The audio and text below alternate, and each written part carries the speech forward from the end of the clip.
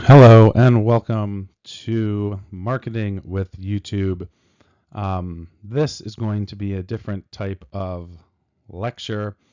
One, you'll probably notice that this video is pretty short, and that is because I've decided to turn my series of YouTube videos into a playlist that is hosted on YouTube, just so that you can see an example of kind of YouTube at work.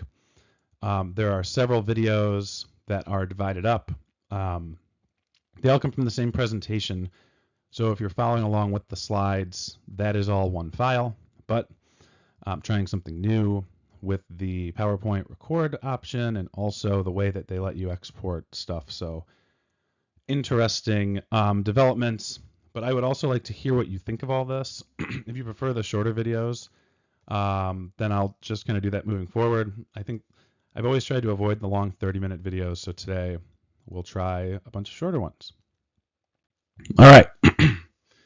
To start, about half of the internet today is on YouTube, and they're not just on YouTube.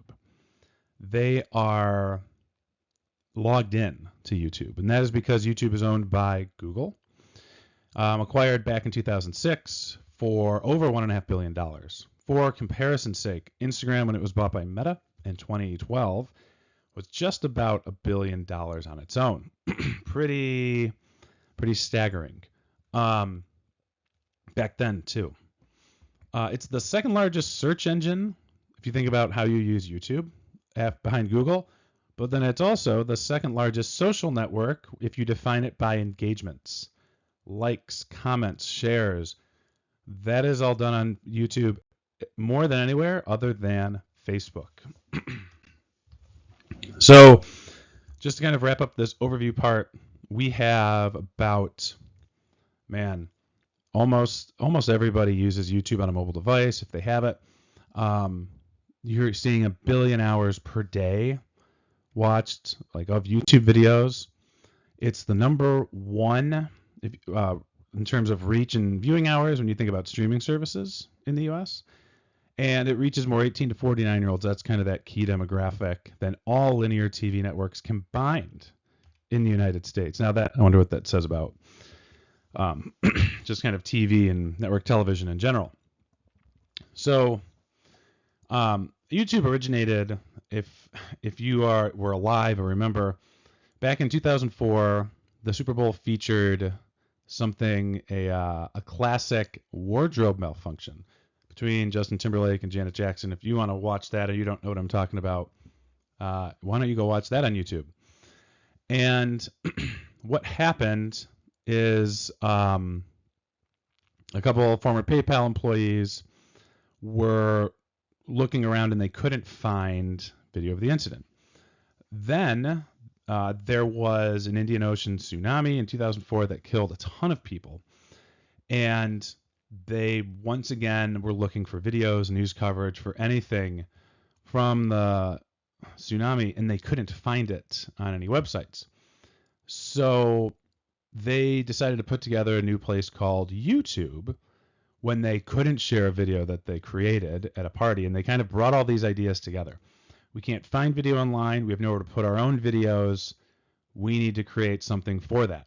And so in 2005, one of the co-founders, who's on here, was at the zoo, just recorded a quick video of him with the elephants, and that's it. That was, again, 20 years ago. And if you want to watch it, feel free to watch it within the slides. That's why I kind of kept it here, but I'm just kind of going to keep moving.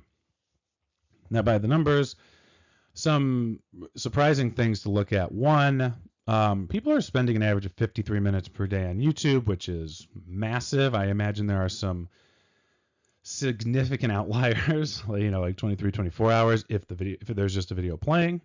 90% is accessed on a mobile device. And if you look at this from a business perspective, if you were treating it like any other social network, it's pretty shocking to see that 65% of users earn more than $100,000 annually. I don't understand that because I don't even think that that's reflective of the world, but that's what they claim. So what I would say in this case is there's something for everyone here in terms of brands. Lots of opportunity. The last thing I want to talk about here in this first video is the steps of creating a YouTube channel. I haven't done this yet with any of the other social networks, the idea of creating an account, because most companies have a social media account for all these different platforms, but not always YouTube. And a lot of companies that do have a YouTube account, well, they may have created them 10 years ago. So now is a good time to look back. So there's three big elements to look at. One is the icon. That's the little graphic in the middle with the S. That is a small, round, basic social media icon that you see everywhere else.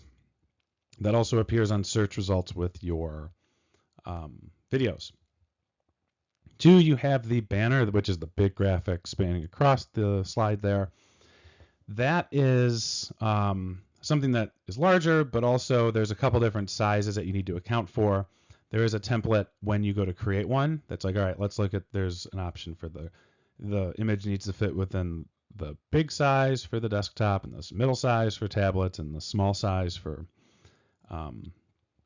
mobile. So there's a couple different things to consider there.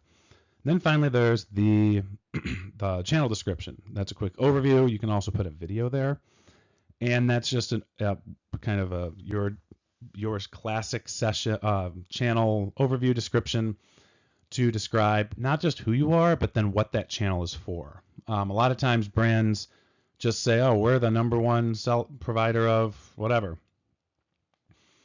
And that doesn't explain what that channel's doing. Is it going to share all of the material? Is it going to share any other videos?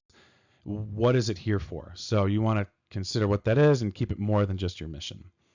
But yeah, we'll end there for this first part. We will move on in the next video on the playlist about the algorithm and optimizing your videos.